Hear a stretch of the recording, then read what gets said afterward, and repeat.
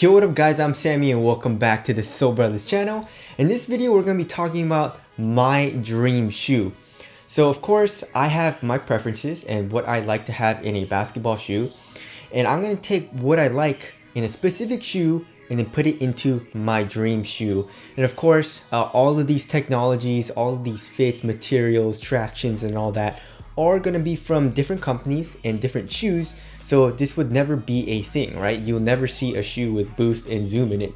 Unfortunately, that would be awesome if that was a thing, but it's just never gonna happen, you know? So this video is a little fun way, you know, to just like make up something that I would love to see, but you know, would probably never happen, you know? So if you guys want to tell us what your dream shoe would be, tell us down in the comment section below. But let's get it started off with the Tracciones. And my favorite traction, I mean, there's a few. You know, there's a few that have been really good. I'm gonna just pick two right now, and that'll be, obviously you guys probably already know what I'm gonna pick, but my first pick for traction will be the Curry 8. The Curry 8 traction is insanely good. It has incredible bite, like it bites almost a little too hard. You know, that's how good the bite is. And durability was good. Even on an outdoor court, I played mainly, well actually like only on an outdoor court, and durability seemed good. You know, not the best, but it seemed to hold up. Just like any normal basketball shoe. So that's a good thing. You can't really ask for much more than that. And also another traction pattern that I really wouldn't mind is the KD13. The KD13 has an incredible bite as well. The Curry 8 doesn't really squeak, which kind of sucks. It's actually a very silent traction pattern. The KD13 actually squeaks. It has a nice little squeak to it, and it has a very nice bite. I also played with it on a dusty setting, and it seemed to perform very well on a dusty setting. So that seemed good. Durability, I would say, is pretty much just as good as the Curry 8. Not the best, but you'll be fine if you play it only on outdoor court. So those are my picks for traction. Also, another thing that I would include is an outsole curvature. You know, so of course from I guess we'll probably only do like recent shoes, you know, shoes that you can still kind of get right now. So I guess the Kyrie 7. The Kyrie 7 outsole curvature actually isn't my favorite. You know, my favorite would probably have to be like the Kyrie 2, 3, and maybe even the 4. I feel like the 4 was a little bit mellower than the 2 and the 3, but the 2 had a really crazy curve. Like if this is the shoe, right? If this is a shoe, right? If you're looking kind of like from the front, like half of it was like curved up. That's how much it curved. The Kyrie 7 on the other hand is more just like super flat, and then it just kind of curves up at the edge, you know, where the ball of your foot is, which is still nice. Of course, it's nicer than like most other shoes, but I wish it would curve up a little bit more. So anyways, other than that, yeah, so either the Curry 8 traction or the KD13 with the outsole curvature. Also, another cool thing to add is, or I guess to point out, is the KD13 also has outsole curvature. So I guess if you just use the KD13, you don't really have to add an outsole curvature.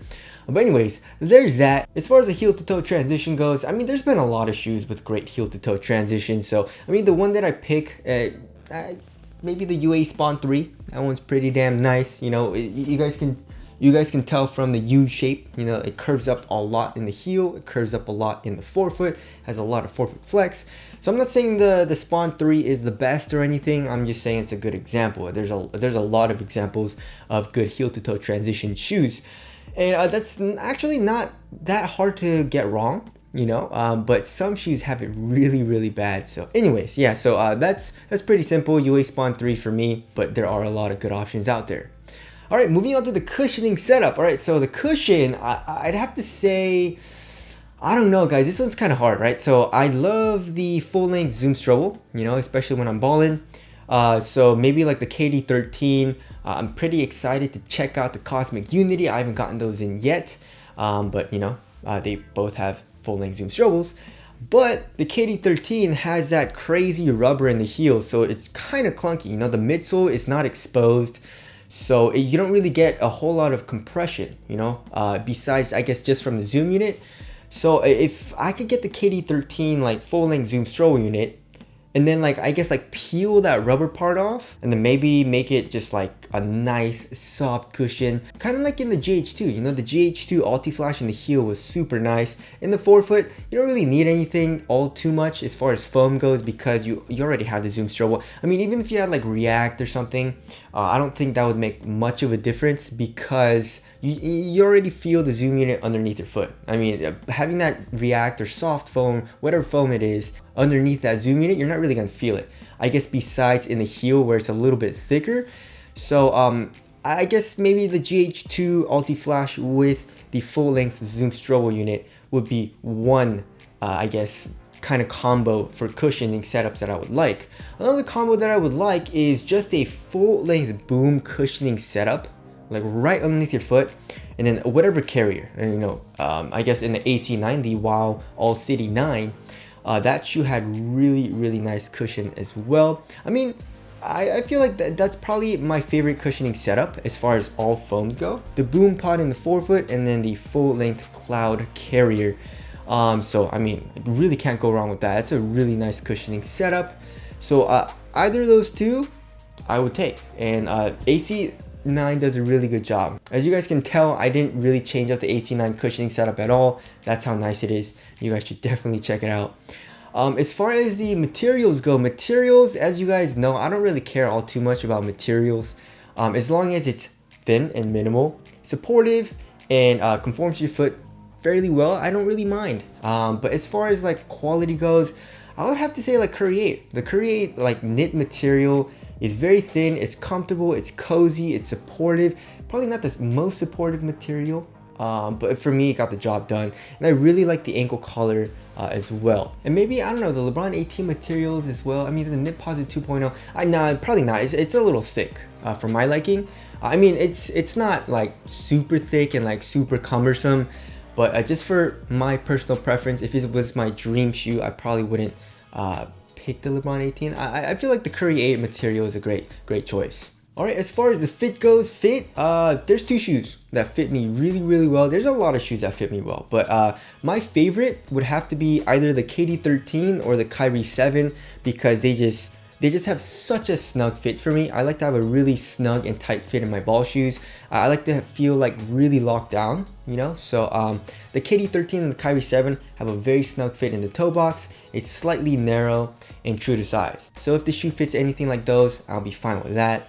And support and lockdown doesn't really matter all too much either. There's a lot of shoes that do support and lockdown very well. So for example, the KD13 is really nice, the AC9 is really nice. All you have to do is have like a lateral counter in the forefoot and in the heel, and you're good to go for lateral containment. And same thing for lateral stability, you just need a wide base, you know? So a good amount of shoes do that well too. So I can't really pick from like specific shoes and say that's the best, you know? As long as it has an outrigger and it's a low wide base, then lateral stability, you're good, you know? So I'm not gonna spend too much time on that. As far as the aesthetics go, there's two shoes I would want the shoe to look like, and that is the Wow All City 9 and the Nike LeBron Ambassador 13. Right now, those are my two favorite shoes aesthetically. In my opinion, they look the best of all the shoes that you can get right now. So if it looked anything like those, I'd be fine with the aesthetics. And then ventilation, what's a shoe with really good ventilation?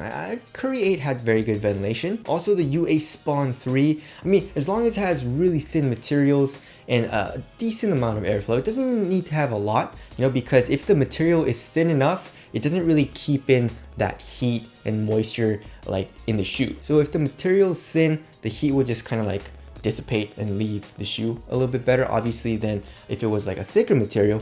So as long as the material is thin and has decent airflow, then ventilation is going to be good. So again, it's like support and lockdown. A lot of shoes do ventilation well, so I'm not going to really pick a specific shoe, but for example, the UA Spawn 3 and the Curry 8 are good for ventilation. So anyways, putting all of those shoes together, that'll be my dream shoe, you know? And it's really nice because I mean, there's a lot of good shoes out right now, a lot of solid performers, and it's really good to see the competition is good, and you can literally get a cheap shoe and get a banger, and you can spend a little bit of money and still get a banger. You know, there's a lot of good performers out right now.